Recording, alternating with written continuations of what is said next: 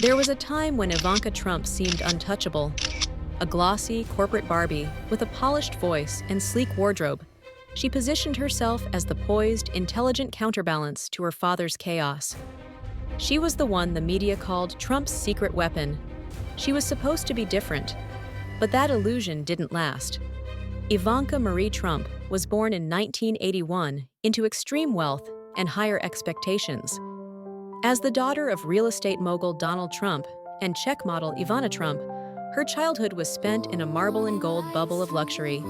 But her parents' public divorce tabloid fodder in the 90s forced young Ivanka into the spotlight early. Even then, she understood branding. She gave media quotes at age 10 with the grace of a publicist's dream. Her education was elite and strategic. She attended Chapin School in Manhattan before transferring to the ultra-prestigious Choate Rosemary Hall in Connecticut, the kind of place that polishes young heirs for Ivy League futures. But Ivanka found Choate like a prison. More structure than she wanted, less glamour than she was used to. While most prep school girls joined debate club, Ivanka signed with Elite Model Management at 14. It was controversial, the Trump name on a teenage runway body, but it also made headlines. And for Ivanka, headlines were currency. She walked for Versace, did covers for 17 and Elle, and managed to toe the line between rebellion and family ambition. The modeling stint didn't last, but it served its purpose. It gave her visibility and credibility as a working woman before she even had a resume.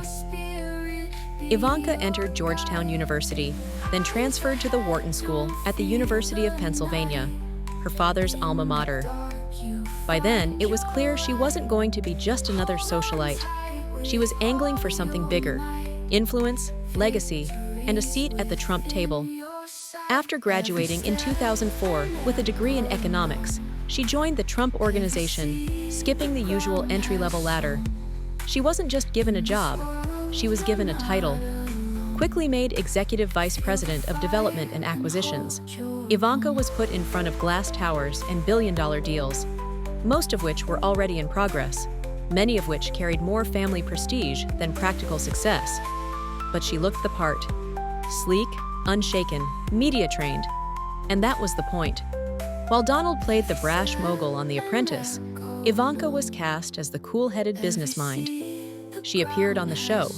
Ivanka's early brand was tailored for millennial ambition: sleek Instagram photos, self-help books wrapped in pastels, and a fashion line that promised women they could have it all. She was a businesswoman, a mother, and a lifestyle guru, or so the branding said. Then came 2016. She walked into the political arena with her father, not just as a daughter, but as a senior advisor in the Trump White House. Suddenly, she wasn't selling handbags. She was speaking at the G20, pushing vague women's empowerment programs and smiling through scandals. People expected her to be the moderating voice in Trump's administration. What they got was silence. She stood by during child separation policies, smiled at the Access Hollywood fallout, and posed for photo ops in designer coats while the country unraveled. Her brand of grace under pressure became complicity in couture. By the time the Trump presidency ended in disgrace and a Capitol riot, Ivanka's reputation had shifted. She was no longer a beacon of aspirational womanhood. She was a political accessory. The fashion world turned its back. Retailers dropped her brand. Friends in New York quietly disappeared.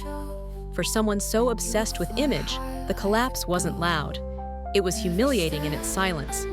She tried to lay low in Florida, distancing herself just enough from Trumpism to test the waters for a comeback. But the public wasn't buying it. You can't stand beside the fire, throw no water on it, and later claim your dress never smelled of smoke. Ivanka once wanted to be seen as the thinking woman's influencer, an icon of class, business acumen, and quiet power. Instead, she became a case study in branding gone wrong. She underestimated how long the public's memory would be, and overestimated how forgiving people would be of selective silence. Her fashion line is gone. Her credibility is gone. Her father's influence is fading, and so is she.